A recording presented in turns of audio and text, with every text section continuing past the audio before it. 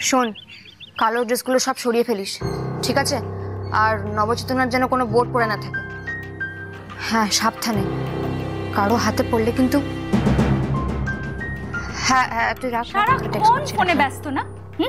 এখনো বাইরে জামা কাপড়টা পর্যন্ত ছাড়িসনি। ফোনটা রাখ এক্ষুনি। এমএ মাছ ভাত নিয়ে এসছি, আয় খাবি, আয় এখানে বস, আমি খাইয়ে দিচ্ছি। খাই দাও, খাই দাও। আচ্ছা রানী, তখন বাবা তোকে কি একটা বলতে চাইছিলেন, তোর ফোন এলো, তুই তাড়াহুড়ো করে যে চলে গেলি, তারপর তো আর জিজ্ঞাসা করলি না যে বাবা কি বলতে চাইছিলেন? ও হ্যাঁ, আমি একদম ভুলে গেছি গো। আমি পরে জিজ্ঞেস করে নেবো বাবাকে।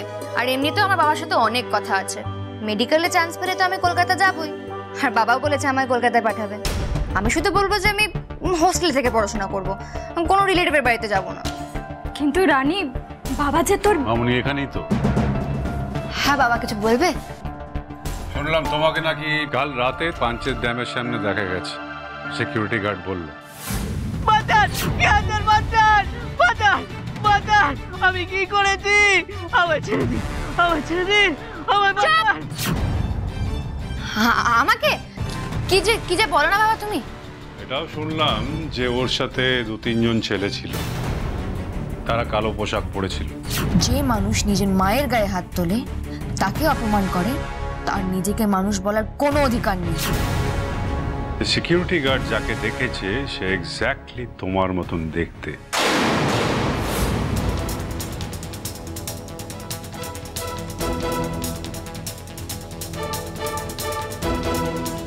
কি আশ্চর্য রানী, উত্তর দিচ্ছিস না কেন?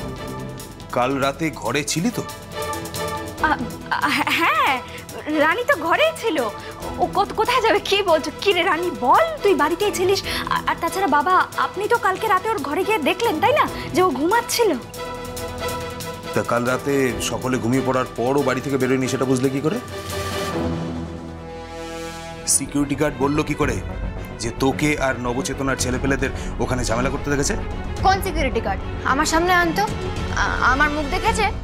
মুখ দেখেনি, গলা তো শুনেছে। মুখে সবার কালো কাপড় বাঁধা ছিল, ওখানে একটা গন্ডগোল হচ্ছিল, সেটা স্পষ্ট দেখেছে।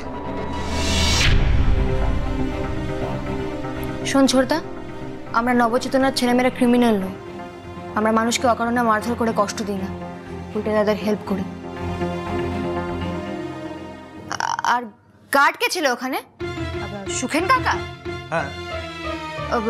আরে ওনার কথা ছাড়তো, উনি তো একবার ড্যামে টহল দিতে গিয়ে নাকি ভূত দেখেছিলেন। ওনার কথা ধরলে হয়? ঠিকই তো বললাম আমি তোদেরকে, আমাদের রানী কাউকে না জিজ্ঞেস করে ঘর থেকে বাইরে যায় না। ওই সুখেন কি দেখতে কি দেখেছে কে জানে। মামুনি, এইসব নিয়ে একদম মাথা ঘামাতে হবে না। তুমি খাবার খাচ্ছ, খেয়ে নাও। ওই সুখেনকে যা বোঝানোর আমি বুঝিয়ে দেবো, কেমন? এই চল, এসো।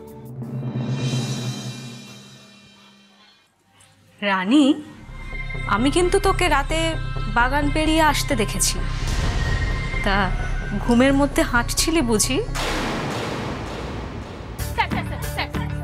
আমাদের অপারেশন সাকসেসফুল। ডক্টর দুর্জয়ের মতন তরুণ ডাক্তারই আমাদের দেশের গর্ব। এই রকম প্রতিভাবান ডাক্তারেরা আমাদের স্বাস্থ্য ব্যবস্থাকে একটা নতুন দিশা দিতে পারে বলে আমার বিশ্বাস। খুব শিগগিরই ডক্টর দুর্জয় আমাদের be healthy nursing home join করতে চলেছেন। ডক্টর দুর্জয় আপনার মতো একজন তরুণ ডাক্তারকে বি হেলদি নার্সিং হোমকে নিয়ে নিচ্ছে সিটি হসপিটাল থেকে পেশেন্ট ছিনিয়ে আনার জন্য। দেখুন, আমি একজন ডক্টর, আমার কাজ হলো রোগীকে বাঁচানো, তাকে নতুন জীবন দেওয়া।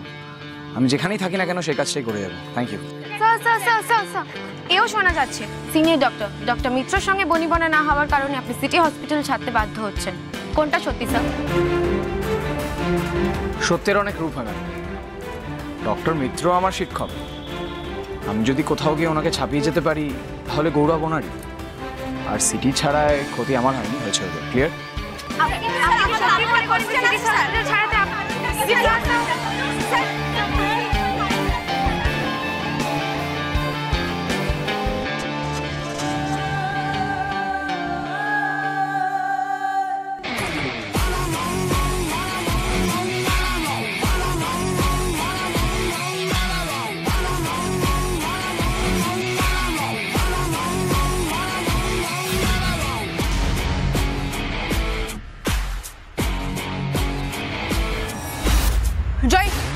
তুই এখানে কি করছিস? দেখ আজকে কিন্তু আমার বিয়ের দিন, এটা ঠিক নয়।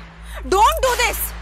জয় কি করছিসটা কি তুই? আজ আমার বিয়ে Joy, please understand, you can't do.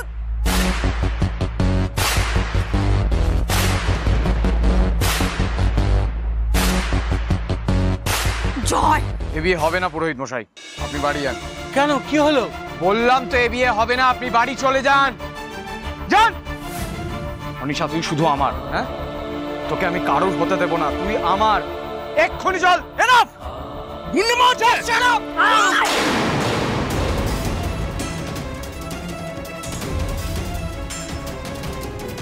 এ বিয়ে হবে না বাবু। আমি সব ভেঙে চুরে চুরমার করে দেবো, তুই চল আমার সাথে। ছাড় আমাকে প্লিজ, ওর চিকিৎসার দরকার। ছাড় আমায়।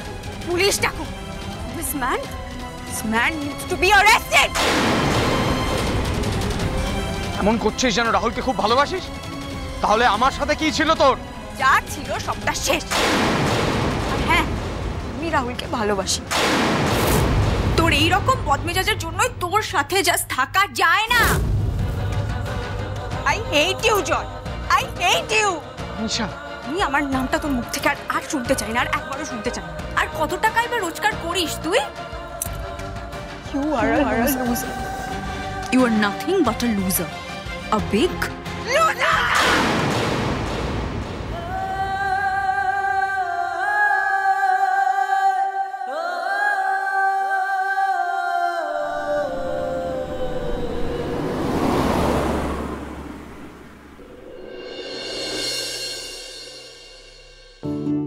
উফ, আজকে যা ধকল গেল।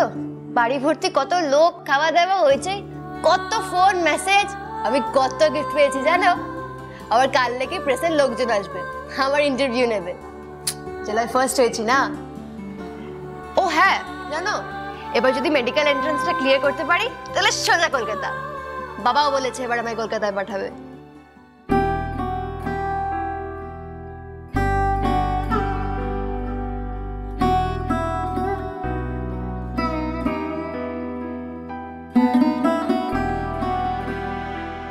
মা, আমি ডাক্তার হবই মা, তুমি দেখো আমি ঠিক ডাক্তার হব। যেভাবে ভুল চিকিৎসায় তোমায় চলে যেতে হয়েছিল সেভাবে যাতে আর কেউ না চলে যায়, সেই চেষ্টাই করব। অনেক মানুষকে বাঁচাবো। চিকিৎসাই হবে আমার একমাত্র ধর্ম।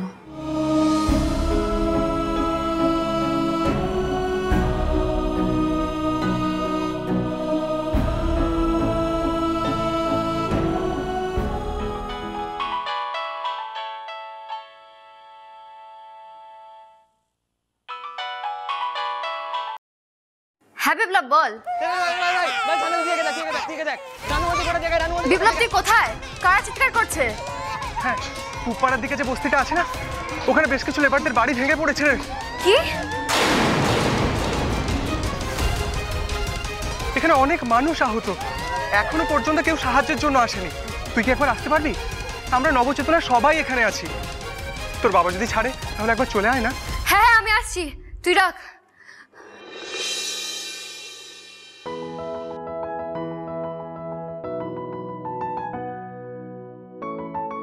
কাকিমণি, ভাই এসে গেছে। জয় দাঁড়া দাঁড়া দাঁড়া। আরে ভাই, আজকে তুই কি করেছিস? হ্যাঁ, এই নিন মা, কংগ্রাচুলেশনস জয়। Thank you. তোর জন্য খুব গর্ব হয় জয়, তুই আজ যা করেছিস আর কোনো তুলনাই হয় না। কি গো তোমরা বলো সবাই?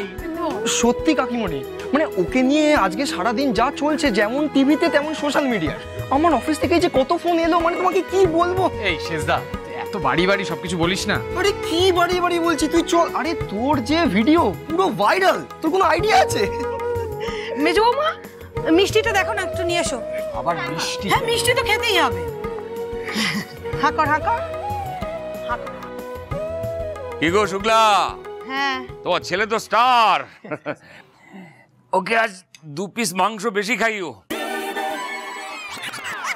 খাওয়াবোই তো, তুমি যতই আমার পেছনে লাগো আমি খাওয়াবো।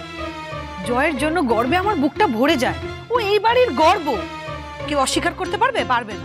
কেউ কেউ কি ওর মতো এত গর্বিত করতে পেরেছে আমাদের? বলো না। আচ্ছা সবার কথা বাদ দাও, তোমার কোনোদিন খবরের কাগজে ছবি বেরিয়েছে? এই দেখো আবার কি দেখবো বলো? না না না না না, কাকুমণির ছবি তো বেরিয়েছে। একদম ঠিক বলেছিস। ওই যে তোর লাফিং ক্লাবের অনুষ্ঠানে একটা ছোট্ট করে পিঁপড়ের মতো ছবি বেরিয়েছে, তাও খবরের কাগজের পেছন দিকে।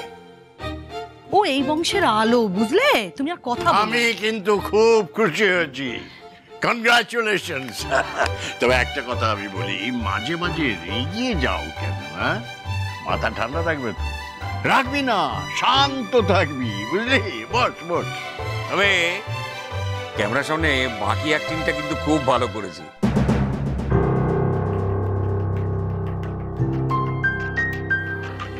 আরে জয়, তুই এত গুরুগম্ভীর কথা কোত্থেকে শিখলি? গুরুগম্ভীর কথা কোনটা?